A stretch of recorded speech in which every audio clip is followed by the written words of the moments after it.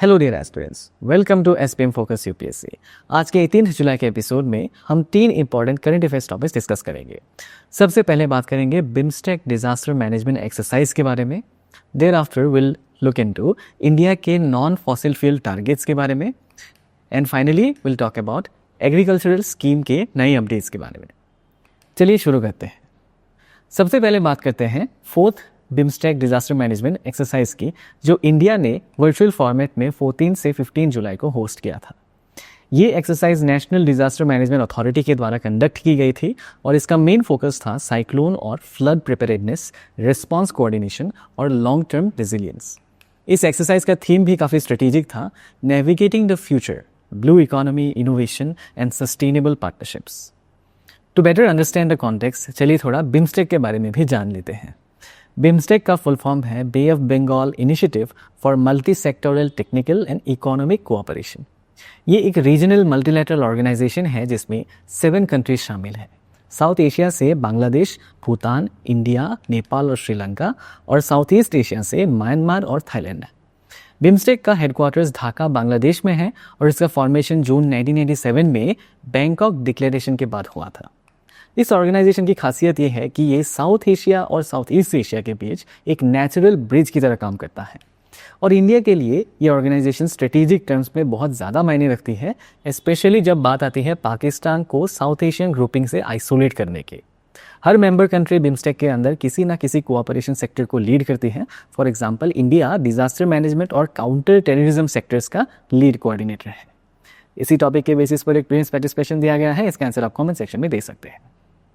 अब चलते हैं अगली इंपॉर्टेंट डेवलपमेंट की तरफ। इंडिया ने अपना मेजर क्लाइमेट गोल 5 साल से पहले ही अचीव कर लिया है।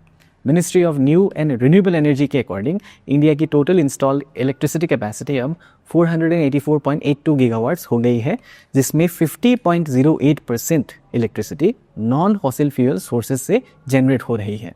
ये माइलस्टोन इंडिया ने अपने नेशनली डिटरमाइंड कॉन्ट्रीब्यूशंस या NDCs यानी जो पेरिस एग्रीमेंट के अंडर कमिटमेंट्स लिए थे उसके टारगेट के 5 साल पहले ही अचीव कर लिया है। इस डेवलपमेंट को समझने के लिए हमें पंचामृत स्ट्रैटेजी के बारे में भी थोड़ा बात करना चाहिए। ये स्ट्रैटेजी प्राइम मिनिस्टर मोदी ने COP26 ग्लासगो में अनाउंस किया था। पंचामृत का मतलब है 5 ऐसे प्रोमिसेस जो इंडिया ने क्लाइमेट चेंज के लिए फाइट में लिए थे। इस अचीवमेंट के पीछे कई सारे गवर्नमेंट इनिशिएटिव्स हैं जो नॉन फॉसिल एनर्जी सोर्सेज को प्रमोट करती है। फॉर एग्जाम्पल, सोलर एनर्जी के लिए स्कीम्स जैसे PM सूर्योदय योजना, PM कुसुम और इंटरनेशनल प्लेटफॉर्म्स जैसे international solar alliance, all of these organisations play important role. Wind energy के लिए भी डेडिकेटेड पॉलिसीज हैं जैसे ऑफशोर विंड पॉलिसी और national wind solar hybrid policy.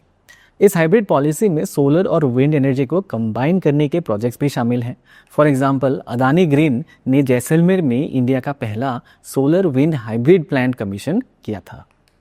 Hydro power development को भी रिन्यूएबल एनर्जी में काउंट किया गया है, specially after the hydro power policy 2019। Nuclear energy भी एग्रेसिवली एक्सपैंड हो रही है। यूनियन बजट 2025-26 में 100 गीगावाट्स न्यूक्लियर कैपेसिटी का टारगेट रखा गया है 2047 तक। कल्पकम तमिलनाडु में 2nd generation fast breeder reactor भी अब ऑपरेशनल होने लगा। इंडिया ने इंटरनेशनल कोलैबोरेशंस भी किए हैं इन सेक्टर्स में। For example, US, Russia, France के साथ न्यूक्लियर फ्यूल और टेक्नोलॉजी के एग्रीमेंट साइन किए गए हैं। अब तो स्मॉल मॉड्यूलर रिएक्टर्स या SMRs का भी फोकस है, जिनका खासियत ये है कि ये कॉम्पैक्ट, सेफ और लोकेशन फ्लेक्सिबल होते हैं। इंडिया ने US बेस्ड होल्टेक के साथ मिलकर SMRs डेवलप करने का प्लान किया है। बायो एनर्जी की बात करें तो बायो एनर्जी के फील्ड में भी हम कई इनिशिएटिव्स के साथ आगे बढ़ रहे हैं, जैसे 2G plant in Numaligarh, bio E3 policy और सतत स्कीम जो कंप्रेस्ड बायोगैस को प्रमोट करता है। तो ओवरऑल इंडिया का एनर्जी लैंडस्केप अब काफ़ी डाइवर्स और सस्टेनेबल बन रहा है। इसी टॉपिक पर एक प्लीज प्रैक्टिस क्वेश्चन दिया गया है, इसका आंसर आप कमेंट सेक्शन में दे सकते हैं। आगे बढ़ते हैं एक नए एग्रीकल्चरल इनिशिएटिव की तरफ, प्रधानमंत्री धन धान्य कृषि योजना, जिसे कैबिनेट ने अब अप्रूव कर दिया है।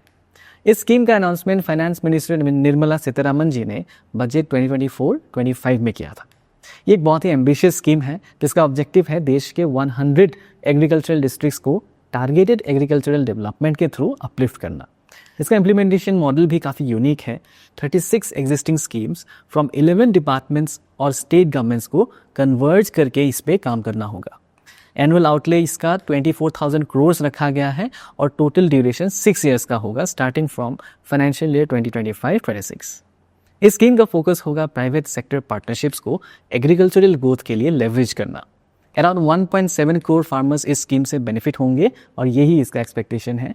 ये स्कीम एग्री इकोसिस्टम को स्ट्रीमलाइन करने और रिसोर्स ऑप्टिमाइजेशन में मदद करेगी, जो यूपीएससी के पेपर 3 में एग्रीकल्चर और इकोनॉमी के पर्सपेक्टिव से काफ़ी इंपॉर्टेंट है।